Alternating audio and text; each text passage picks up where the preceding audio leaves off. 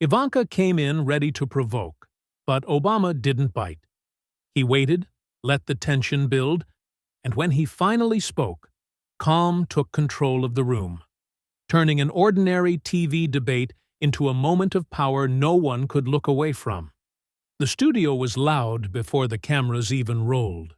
People were smiling, clapping, talking over one another, but beneath the excitement, there was a shared understanding no one needed to say out loud. This wasn't going to be an easy night. Everyone in that room knew it. The kind of tension that doesn't show on cue cards was already in the air, tight and restless. Barack Obama walked in without hurry, without ceremony, and without the slightest need to claim space. He sat down like someone who already knew how the night would end. Across from him, Ivanka Trump looked immaculate, composed and ready, her posture tight, her smile precise, her eyes alert in a way that suggested preparation rather than ease. When the moderator finally introduced the subject, leadership in modern America, Obama didn't rush to answer. He leaned back slightly and said, calmly, "Leadership isn't a slogan. It's what you leave behind when the cameras turn off." The line wasn't loud, but it cut through the room, forcing a pause the moderator hadn't planned for. Ivanka smiled tighter, like she'd just heard something she intended to challenge. Obama didn't look at her immediately. He kept his gaze steady, almost distant, and continued. "Too many people confuse motion with progress, noise with strength. Results don't speak for themselves. People do." The audience shifted. This was still early, but the tone had changed. Obama wasn't attacking yet. He was setting a frame, and frames decide who looks credible and who looks defensive. He turned toward Ivanka then, finally meeting her eyes, and added, "If leadership is only about winning, then someone is always being used to keep score." Ivanka adjusted in her chair, clearly ready to jump in, but Obama didn't stop. He raised one hand slightly, not aggressive, just enough to claim the moment. "I've watched people sell action like it's a virtue on its own," he said, voice steady but firm. "Build fast, decide fast, move fast, and when the damage shows up later, they call it collateral. That's not leadership, that's avoidance." The word hung there, avoidance, uncomfortable, direct, impossible to miss. The moderator glanced down at his notes, suddenly unsure when to interrupt. Obama leaned forward now, just a little. "Real leadership," he continued, "means slowing down long enough to ask who pays the price for your decisions. If the answer is always someone else, then that's not courage. That's convenience." His tone never rose, but the edge was unmistakable. This wasn't a speech. It was a warning. Ivanka's smile didn't disappear, but it stopped reaching her eyes. She was being pulled into a conversation she didn't control, and she could feel it. The room felt smaller now, tighter. Obama sat back again, reclaiming his silence as deliberately as he'd used his words. He looked calm, almost relaxed, but the calm carried weight. Ivanka didn't wait long to make her move.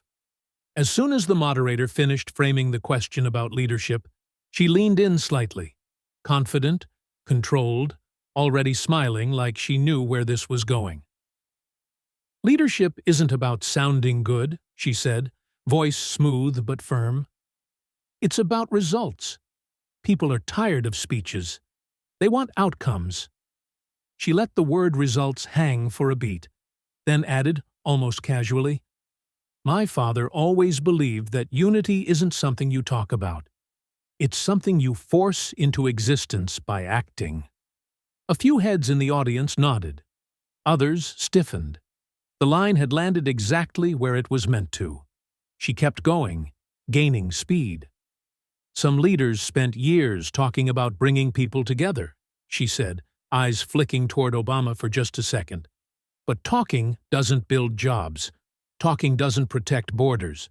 Talking doesn't make tough decisions." Her tone stayed polite, but the message underneath was sharp. This wasn't policy critique. It was legacy work. She was drawing a line between what she framed as action and what she framed as empty words, and she was placing Obama firmly on the wrong side of it. The moderator shifted in his seat, sensing the temperature rise, but Ivanka didn't pause long enough for him to step in. "And let's be honest," she continued, her smile tightening. "It's easy to sound thoughtful when you're no longer the one in the hot seat, when you're out of the spotlight, when the consequences aren't yours anymore." A soft murmur moved through the room. That one wasn't subtle at all. She was painting Obama as the past, safe, reflective, comfortable, while positioning her father, and by extension herself, as the ones still carrying the weight. "My father didn't have the luxury of distance," she said. "He had to decide, every day, while people criticized from the sidelines." Obama didn't react. He didn't shift, didn't smile, didn't interrupt. He just listened. Hands still, posture relaxed, eyes steady on Ivanka as if he were studying something that needed no comment yet. That silence emboldened her. She mistook it for hesitation, for restraint, for weakness. "You can talk about unity all you want," she pressed on, voice a shade sharper now. "But unity doesn't come from words. It comes from strength, from showing people who's in charge and moving forward anyway." She sat back slightly, satisfied, like someone who had just delivered a closing argument. The audience was split now. Some leaned toward her words, drawn in by the confidence, the certainty. Others glanced at Obama, waiting. The imbalance was exactly what Ivanka wanted. She had the momentum. She had the microphone. And from where she sat, it looked like Obama was letting her have it. He still hadn't answered, still hadn't pushed back, still hadn't defended himself or his record. The longer he stayed quiet, the more convinced she became that she'd cornered him. "People don't live off inspiration," she said. "They live off what gets done. History remembers builders, not talkers." Then she stopped, lips pressed into a confident smile, and turned slightly toward the moderator. The room felt tilted in her direction. Ivanka finished her last line like it was a verdict and leaned back, confident, waiting for the reaction she expected. A rebuttal, a defense, something she could swat down and turn into another soundbite. Instead, Obama gave her nothing. He didn't interrupt. He didn't smile. He didn't even blink right away. He just sat there, hands still, eyes locked on her, letting the silence stretch past the point of comfort. 1 second, 2, 3. The pause stopped feeling accidental and started feeling intentional, like a door quietly closing behind her. That silence began to press on Ivanka in a way arguments never had. She was used to fast exchanges, hit, counter, move on. But this wasn't movement. This was stillness, and it robbed her of momentum. Her smile tightened, then froze. She shifted in her chair, uncrossed her legs, crossed them again, glancing briefly at the moderator as if asking for rescue. None came. The audience noticed the shift before she did. Heads turned away from her, toward Obama, waiting. The cameras lingered on his face, calm and unreadable, like a man watching someone talk themselves into trouble. The longer he stayed quiet, the more her own words echoed back at her, louder and less flattering. Results over speeches began to sound rehearsed. Out of the spotlight started to feel petty. She cleared her throat, opened her mouth, then closed it again. Silence had flipped the script. She was the one exposed now, stranded in her own argument, while he looked untouched by it. This wasn't hesitation. This was control. And everyone in the room could feel it turning against the person who had spoken the most. When Obama finally spoke, his voice was calm, almost disappointing in its softness. "Results," he said slowly. "Let's talk about that." He tilted his head slightly, studying her. Results for whom? The question landed hard because it wasn't rhetorical. It demanded an answer, and it stripped away every slogan she'd used to get there. He didn't wait for her to respond. You can build towers, he continued. You can sign deals. You can move money around and call it success. But if those results only lift the same last name over and over again, that's not leadership. That's branding. Ivanka stiffened. People are tired of being lectured, she snapped, sharper than before. They want action. Obama nodded once. They always do, he replied evenly, especially when the people taking action never have to live with the consequences. The audience murmured. He didn't raise his voice. He didn't need to. You talk about builders, he went on. But building things is easy when you don't care who gets pushed out of the way. Trust is harder. Trust belongs to the people, not to the powerful families who borrow it and never return it. Ivanka tried to jump in, but he kept going, still calm, still precise. You call it strength when leaders ignore criticism, he said. I call it fear of accountability. That word landed like a slap. And when people hide behind the idea of results to avoid answering who those results harmed, that's not bold leadership. That's running. Her mouth opened, but no clean response came out. Everything she thought of sounded defensive, small, cornered. Obama leaned back slightly, reclaiming the space again. History doesn't remember who talked the loudest, he said. It remembers who told the truth when it was inconvenient. The room had shifted fully now. Ivanka wasn't driving the conversation anymore. She was reacting inside it, boxed in by a question she couldn't redirect. Obama didn't rush his next words. He let the room sit with the damage already done, then spoke with the same calm tone that had unsettled Ivanka all night. You say people respect your father, he said, eyes steady on her. And I believe you. But respect and fear often wear the same face. A murmur ran through the audience. Ivanka shook her head immediately. That's not fear, she said quickly. That's strength. People admire leaders who don't bend. Obama nodded slowly. That's why they fear him too. The line landed clean and heavy, not as an insult, but as an observation that refused to soften itself. Ivanka tried to smile it off, but her voice betrayed a crack. Fear comes from weakness, she shot back. My father inspires confidence. Obama didn't argue the point directly.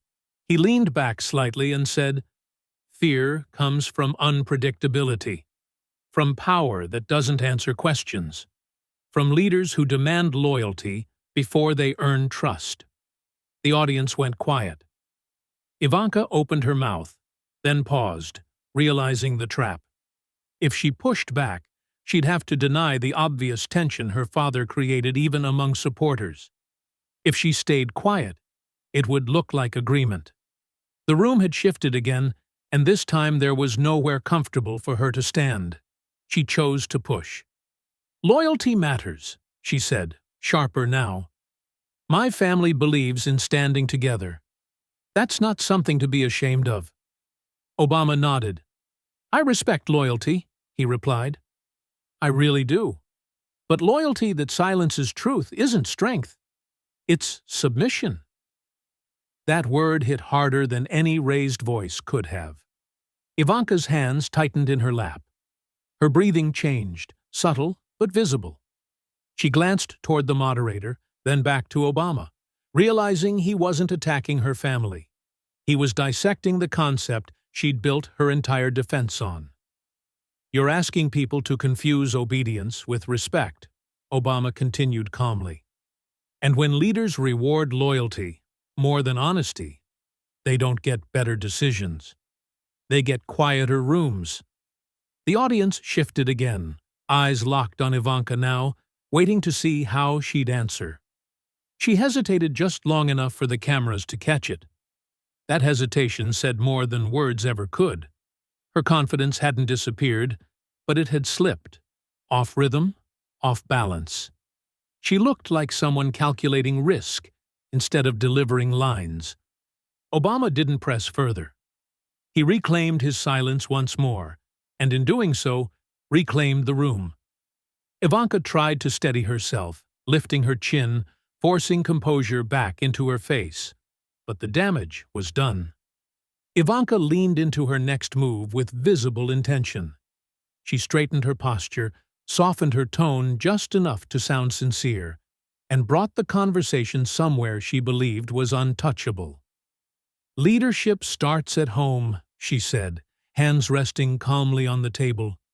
"Family is the foundation. It's where values are learned, where loyalty is tested, where purpose is formed." She spoke slower now, more measured, as if offering something deeper than politics.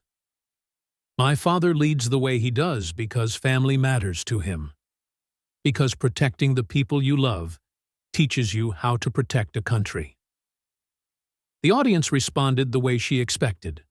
Quiet, receptive, careful. Family was safe ground. Family was supposed to be a shield. Obama nodded. Just once. Not dismissive. Not approving either. "Family is important," he said evenly. "I agree with that." Ivanka took the nod as validation and continued, encouraged. "You can't separate who you are from where you come from," she said. "Our family stands together. That unity is strength. That loyalty is leadership." Her voice steadied again, confidence rebuilding as she wrapped herself in something emotional, familiar, hard to argue against. She believed she had reset the tone, pulled the conversation away from uncomfortable questions, and back into values no one dared challenge without looking cold or cruel. Obama stayed with her pace. He didn't interrupt. He didn't push. "Family shapes us," he added quietly. "It gives us perspective." His agreement sounded genuine enough that Ivanka relaxed just slightly, unaware of how carefully he was placing each word. "It teaches responsibility," he continued. "It reminds us that our actions affect more than just ourselves." The room felt calmer again, but underneath it was a different kind of tension now, one built on anticipation. Obama wasn't contradicting her. He was narrowing the frame, and the audience could feel it. This wasn't reassurance. It was setup. Ivanka nodded along, mistaking alignment for safety. "Exactly," she said quickly. "That's why loyalty matters so much in leadership. You don't abandon your family. You don't question them publicly. You protect them." Obama looked at her carefully, then glanced down for a brief moment before looking back up. "Protection is natural," he said, "but protection can turn into something else if it's never questioned." His tone stayed gentle, almost reflective, but the meaning underneath had shifted. "Sometimes," he added, "family becomes a shield, and shields are useful until they start blocking the truth." The room grew noticeably quieter. Ivanka's smile held, but her eyes narrowed just a touch, sensing the turn she hadn't planned for. Obama didn't press yet. He let the weight of the idea sit there, uncomfortable but not explosive. He leaned back slightly, hands still folded, voice calm. "When leaders blur the line between family loyalty and public responsibility," he said, "it gets harder to tell where one ends and the other begins." He paused. Not long, just enough. The kind of pause that makes people lean forward without realizing it. Something was coming. Obama didn't rush the moment. He let the room settle after his last sentence, the air thick with expectation. Ivanka sat upright, hands folded, still wearing that practiced calm, still believing the shield of family values was holding.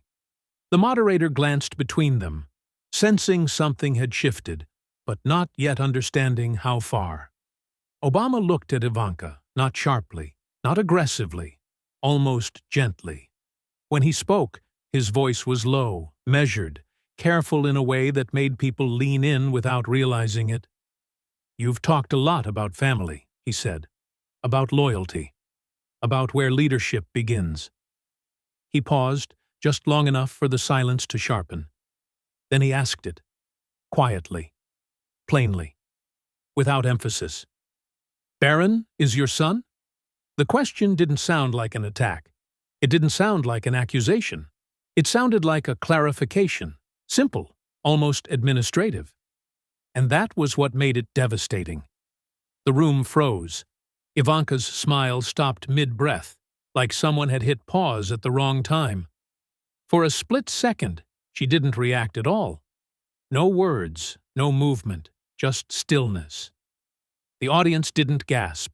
They didn't murmur. They went silent, instinctively, as if noise itself would make the moment worse. Ivanka blinked once, then let out a small, awkward laugh that didn't belong to her usual composure. "Excuse me," she said, a fraction too quickly. Obama didn't repeat the question. He didn't clarify. He didn't explain himself. He simply looked at her, calm, steady, unreadable. That look did all the work. The question hung in the air, stripped of context, stripped of commentary, forcing everyone in the room to sit with it exactly as it was.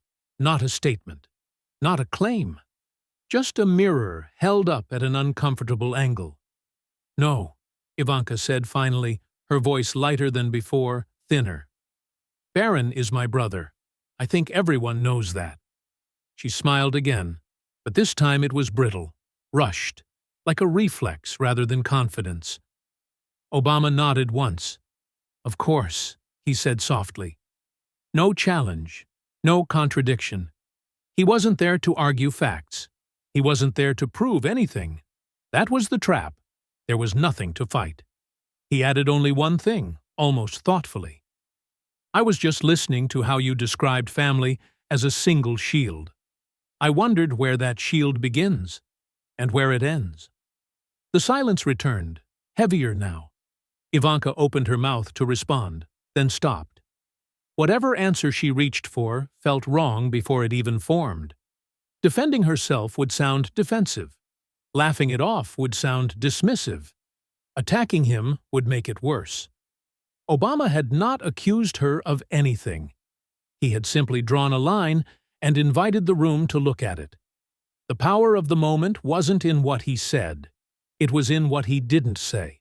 No follow-up, no push, just space. The audience felt it immediately. This wasn't gossip. This wasn't scandal. It was discomfort. The kind that comes when private narratives collide with public logic.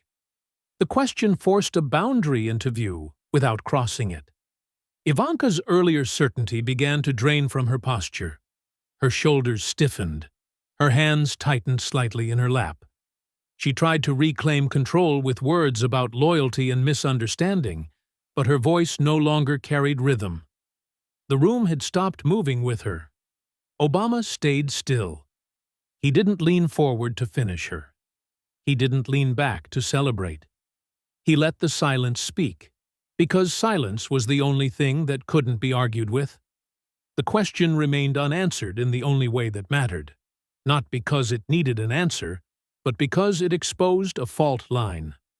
In that moment, everyone understood what had happened. Obama hadn't accused.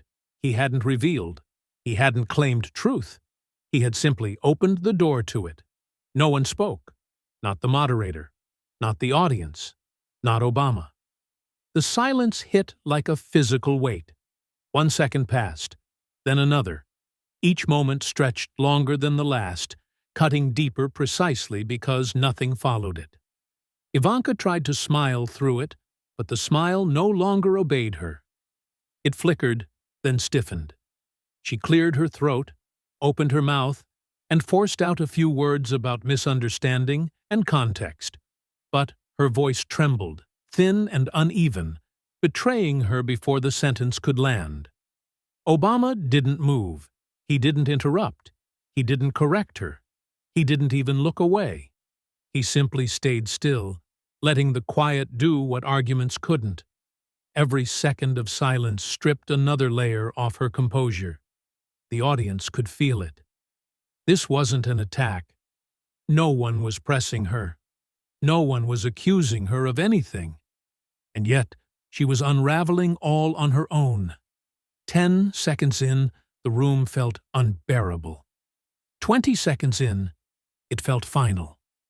Ivanka stopped speaking altogether, lips pressed tight, eyes drifting downward for the briefest moment. That was all it took. 31 seconds of nothing, and everyone understood. The debate hadn't been won. It had expired. The silence hadn't punished her. It had exposed her. And there was no coming back from that. Ivanka was the first to move.